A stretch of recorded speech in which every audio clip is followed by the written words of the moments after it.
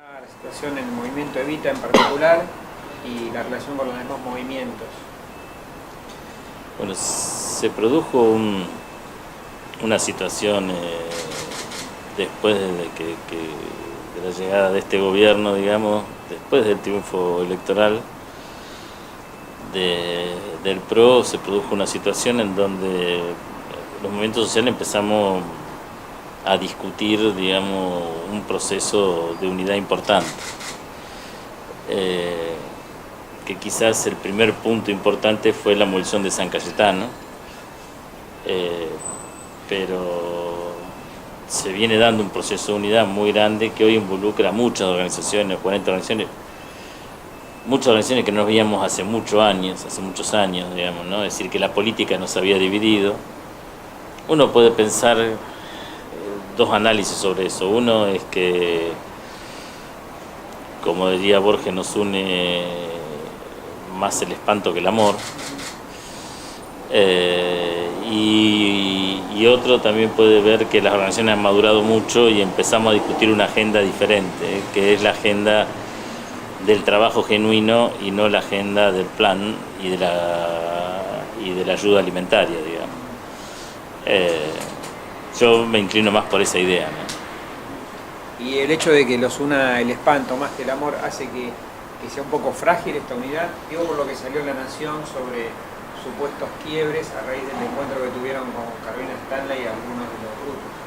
No, yo me inclino por la segunda opción, por la opción que es más una cuestión de fondo. Estamos organizando entre todos una obra social, estamos organizando ya cuestiones que involucran el conjunto de las organizaciones. Estamos encarando obras en común, programas en común, digamos, hemos hecho el relevamiento de villas todos juntos, estamos encarando programas de viviendas en común con las organizaciones, vamos a construir una obra social en común entre todas las organizaciones, entonces creo que tiene que ver con esas cosas. Y creo que la unidad es muy sólida, digamos, es decir, hubo discusiones en las organizaciones por cómo cerró, digamos, el acuerdo o este inicio nuevamente de diálogo, por dónde habría que encararlo y qué velocidad tenía que tener eso, pero bueno, pues se resolvió con la misma dinámica de discusión de las organizaciones. De hecho, hemos hecho una asamblea de todas las organizaciones el día sábado en todo el país, y el mandato de esas organizaciones, si me decís a mí, de esa asamblea es un mandato de profundizar la unidad y que la unidad multiplica, como decía Fidel, es decir, la unidad no solo suma, sino que la unidad multiplica las fuerzas. Y bueno, y hoy hay un proceso de unidad muy fuerte en las organizaciones. ¿Y cuánta gente involucran las organizaciones en total? Es difícil de medir, digamos. Yo veo que las organizaciones están cada vez con una capacidad de movilización mayor, digamos, es decir, que están creciendo todas, digamos, ¿no? Cada movilización es una sorpresa, digamos. Yo fui ahora para el aniversario, para el Día de la Memoria, yo fui a Rosario, Santa Fe, y la verdad que ahí también te sorprende las organizaciones cómo han crecido en su capacidad de movilización, digamos, ¿no? Organizaciones que eran muy pequeñas hace unos meses hoy movilizan mucha cantidad de gente.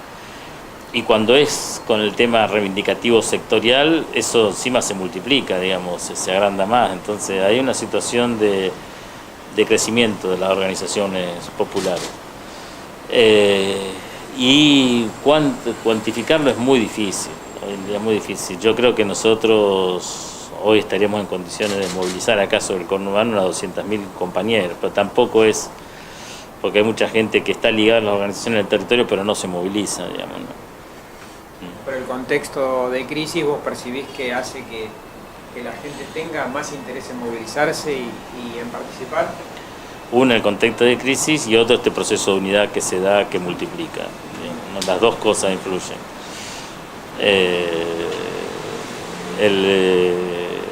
El que nos une el espanto y también el que hay nuevas políticas, digamos, y que hemos encontrado una política como es la economía popular, donde salir del tema del asistencialismo e ir hacia el trabajo, digamos, ¿no? Entonces, eso para nosotros es muy importante porque el asistencialismo es bueno un tiempo, pero después si se mantiene en el tiempo va generando enfermedades sociales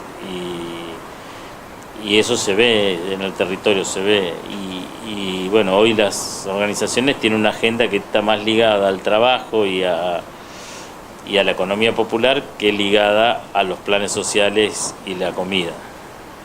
Y hoy en día uno de los principales temas de la agenda es el del manejo de estas protestas por parte del gobierno y de las fuerzas de seguridad, ¿no? Hay muchas ideas, propuestas, Pinedo rechazó la de ustedes, por otro lado como que se percibe una idea de pobres contra pobres, ¿no? En ese protocolo que el gobierno lanzó en su momento. ¿Cuál es tu visión? ¿Cómo crees que se va a encauzar? En primer lugar, creo que tenemos que ser muy responsables, porque cuando más fuerza tenés, más responsable tenés que ser. En general, los cortes y las protestas más, si se quiere, sí, violentas o traumáticas, tienen que ver con la dispersión de las organizaciones y con las organizaciones más chicas, digamos. Siempre para poder visualizar tu reclamo, cuando hay pocos compañeros se agudiza la cosa. Cuando hay masividad, la masividad sola te da protagonismo.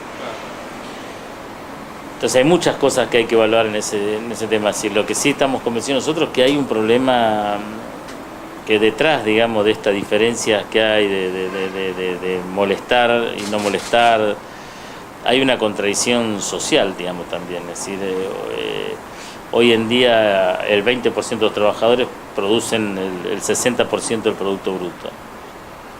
Y hay gran cantidad de compañeros que han abandonado y que cada vez son más. Es decir, desde que subió el gobierno de Macri, 400.000 compañeros pasaron de ser población económicamente activa a inactiva, digamos, ¿no? Hay un desgaste ante la imposibilidad de resolver a través del trabajo el progreso social de tu familia. La gente va abandonando esa tarea.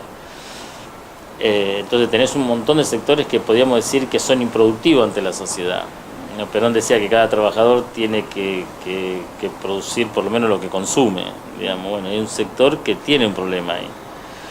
Entonces, cuando un compañero sale a trabajar en el barrio, siempre digo, y ve 4 pibes en la esquina tomando cerveza, y cuando vuelve a ver a los 4 pibes, dice, bueno, yo trabajo para sostener a esta manga de vagos de M, digamos.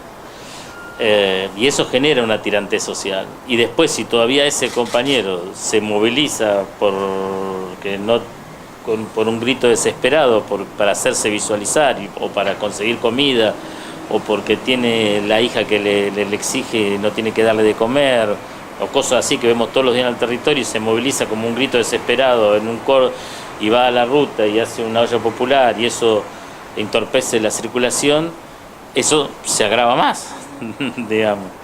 Entonces, bueno, creo que tenemos que empezar a discutir un modelo de país que integre y no que divida, que es un modelo de país para todos, no para algunos, digamos, ¿no? Es decir, si la productividad está solo en un sector, y lo más probable es que terminemos con esos gritos desesperados y un enfrentamiento entre nosotros.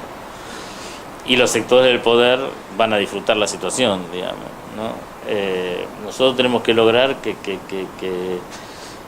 desarrollar un proceso productivo en ese otro lugar, en el lugar donde es muy difícil. Eso intentamos de las organizaciones. Es muy difícil, sabemos que es muy difícil, porque se perdió esa cultura del trabajo, como se dice, que parece una frase hecha de los sociólogos eso. En realidad es una realidad de una marginación ya de varias capas sociales y de tiempo que ya viene arrastrándose, y que va haciendo que cada vez la vida en el barrio sea más difícil.